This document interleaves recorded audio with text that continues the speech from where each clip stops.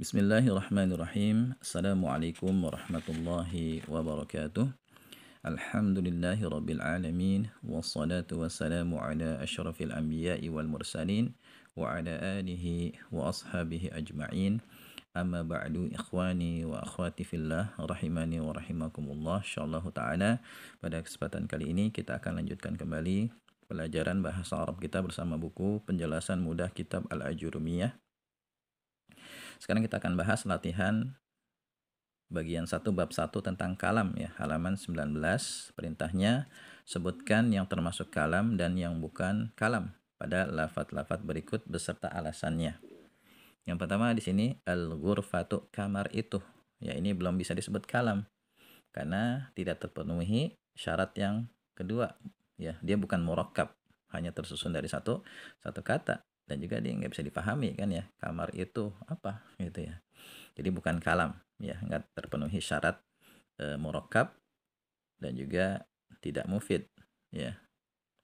Kemudian yang kedua, fil ghurfati, di dalam kamar itu. Ini juga belum disebut sebagai kalam ya, walaupun murakkab ya, tersusun dari 2 kata, tapi dia belum mufid ya, belum berisi informasi yang jelas ya. Kita bayangkan aja ya, ada orang datang kepada kita tiba-tiba ngomong fil ghurfati, di dalam kamar ya, kita nggak, maksudnya apa di dalam kamar, nggak ngerti kan, kecuali ya sebelumnya ada perbincangan ya. Misalnya kita tanya kepada dia, aina Ali, di mana si Ali, kemudian dia cuma mengatakan fil ghurfati, di dalam kamar.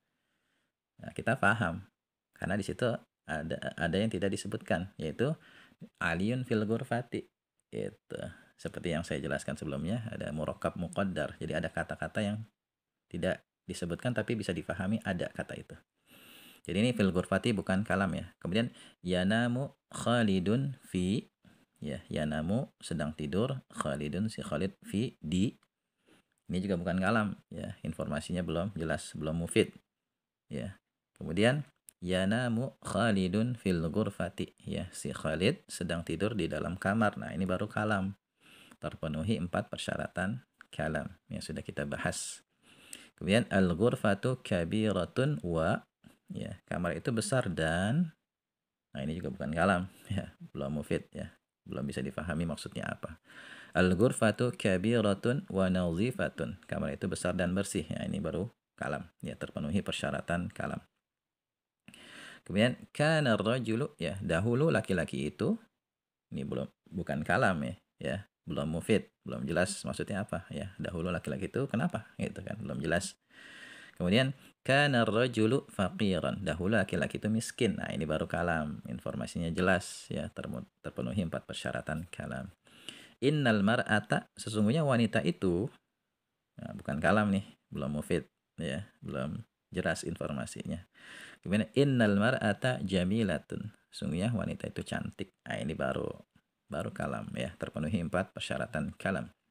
Kemudian zonantus syab, ya, aku kira pemuda itu. Ya, belum kalam ya, belum mufid ya, belum bisa disebut kalam, belum mufid ya. Aku kira pemuda itu apa, nggak jelas kan.